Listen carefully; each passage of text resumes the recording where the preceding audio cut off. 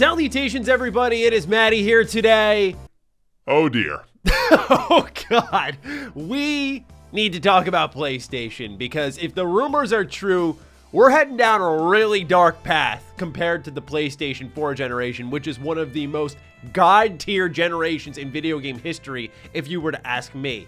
Ladies and gentlemen, we're going to dive straight into this. If you're new here, you're into video game commentary, you're in the right place, consider subscribing. We're very close to 500K, which I just realized now, and oh my God, that's insane. But we'll get there when we get there. Let's focus on the games for now. Let's talk PlayStation. This rumor is nutty for the worst reason possible. What we're talking about is a Horizon Zero Dawn remake. Yes, the 2017 PS4 game getting possibly remade or even remastered.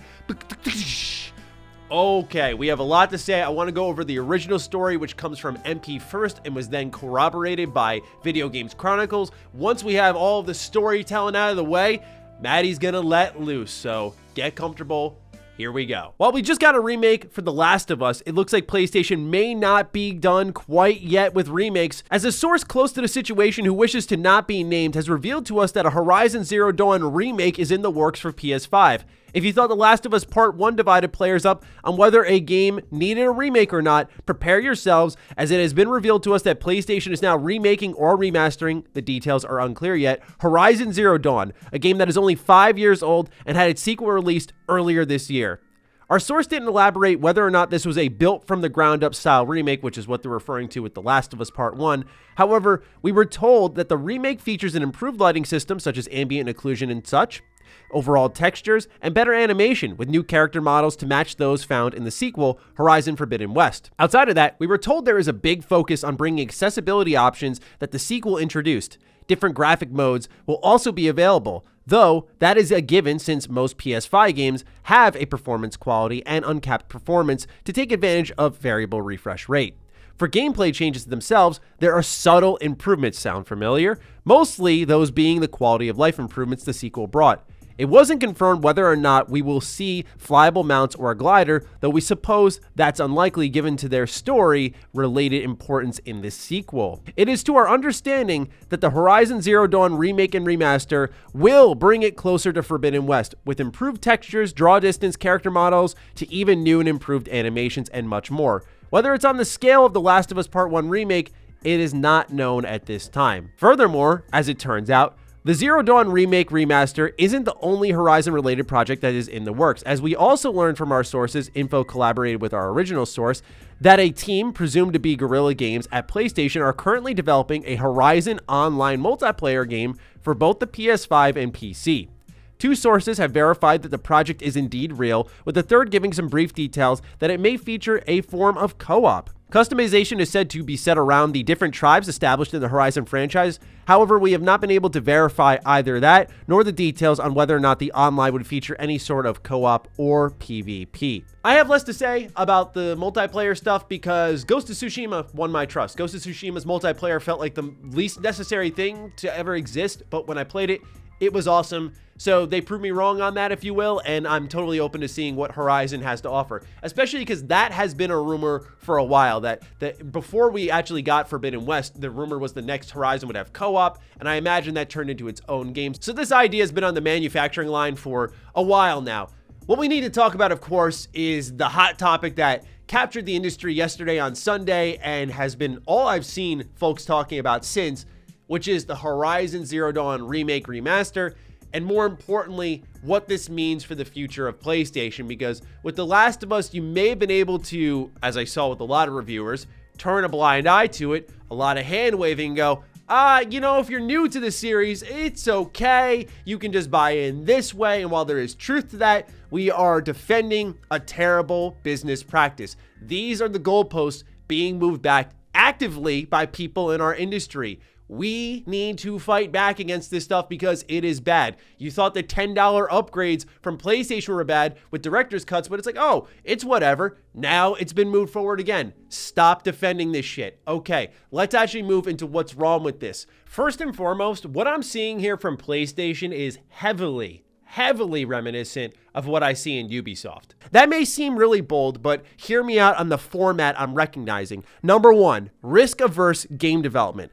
This is the genre that they have selected. Open world games, and they've done a damn good job starting the PS4 generation of delivering high quality, super enjoyable open world games with fantastic plots. I will not complain if the game is good, but the reality is that they have, much like Ubisoft, found a template that has worked, and they have applied all of their IP to it, both new and old, whether it be Spider-Man, God of War, semi-open world, I get it, but let's bend the rules here, because when you look at Ragnarok, it's much more open.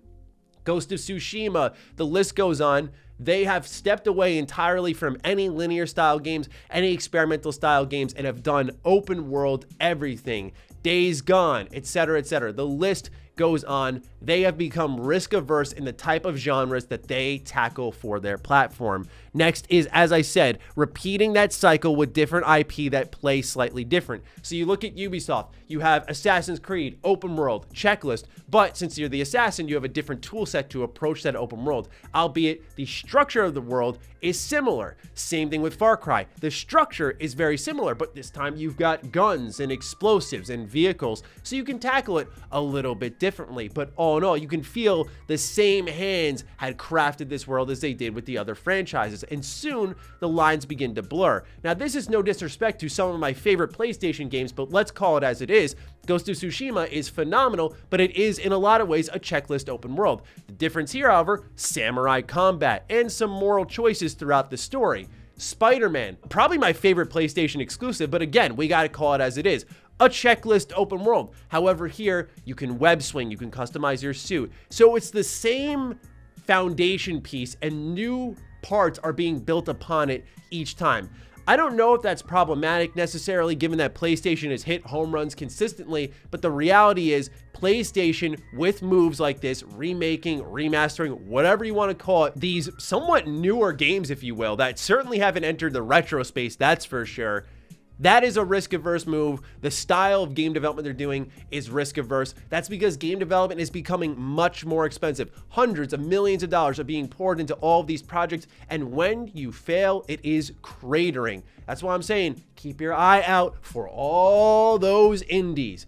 Watch out, because they are the true leaders of this industry. I know it's fun to cover the big companies, see what they're up to. Certainly I'm guilty of that. That's what this channel is built around. But the indies are the ones you should be locked in on, because what they do is truly experiment. They set the tone, and then yeah, you'll watch all these other big companies go and say, oh, that looks pretty good. Let's do that with a bigger budget, because now we know that'll work.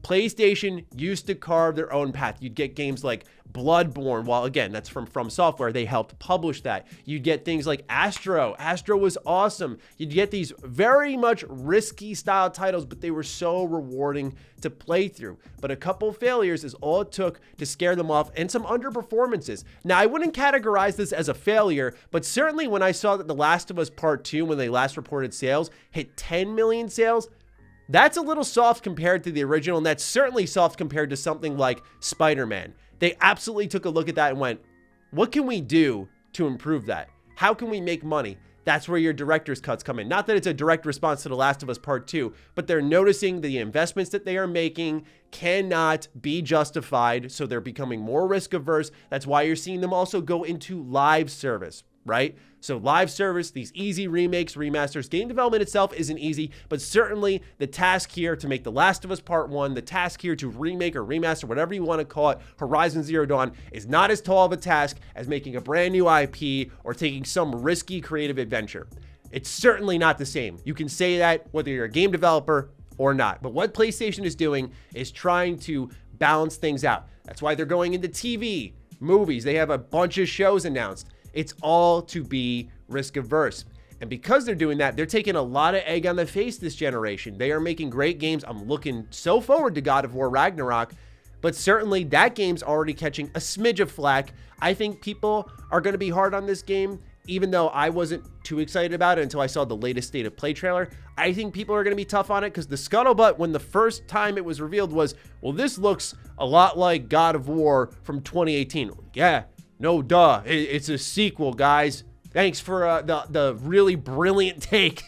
You know, it's going to share those elements, those similarities, and build upon it. That is what a sequel is. That has been lost upon the industry. But I think when you have that incongruence with what's occurring here with PlayStation, which is, again, a lack of creativity, a lack of really being risky, then you have a game that may kind of mirror what came out in 2018. I just feel like it's a storm brewing for them. The reality is, and PlayStation has said it themselves, they want to get all of their games to hundreds of millions of players. We see Xbox on that path right now in a much more natural way, right? To take a look at Xbox and look at the lay of the land, where you have things like xCloud, Game Pass, consoles, PCs.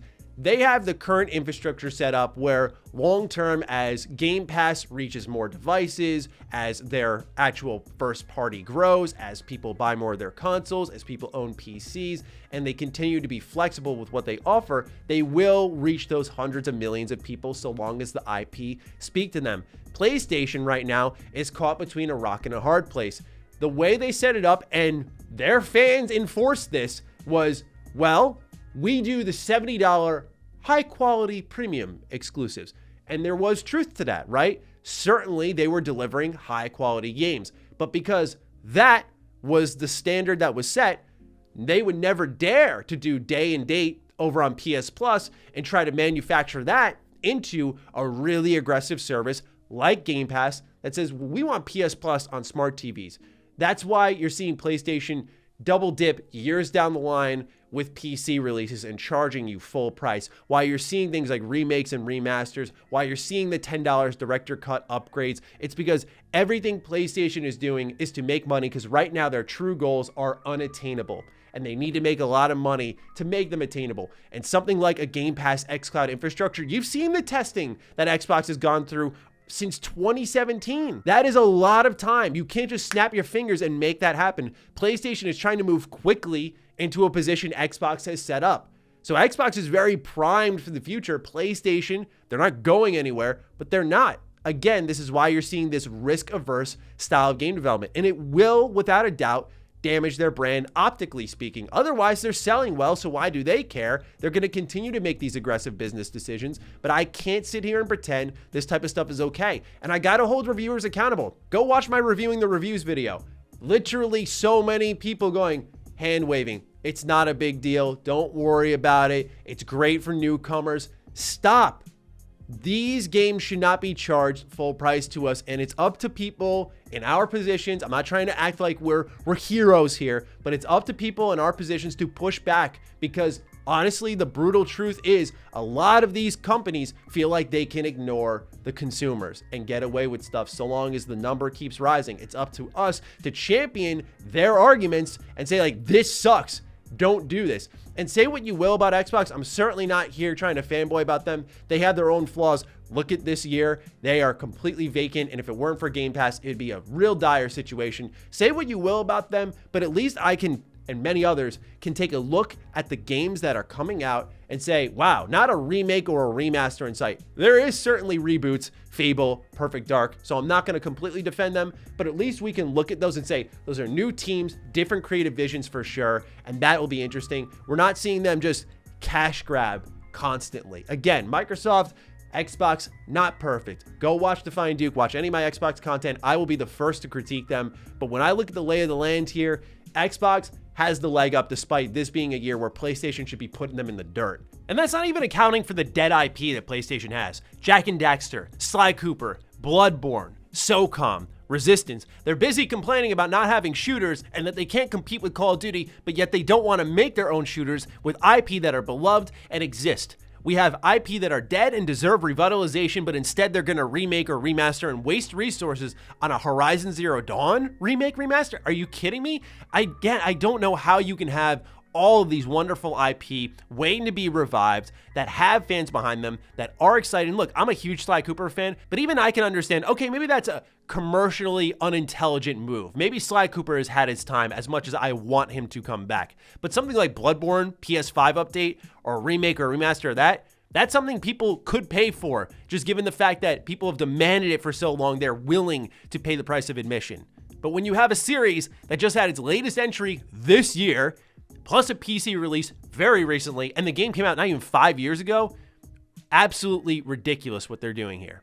So it is a really, really deeply concerning situation here for PlayStation, where I feel like they've lost the plot. I feel like they lost what made them special in the PS4 generation, and not just special where, oh, they made great games, monetarily successful.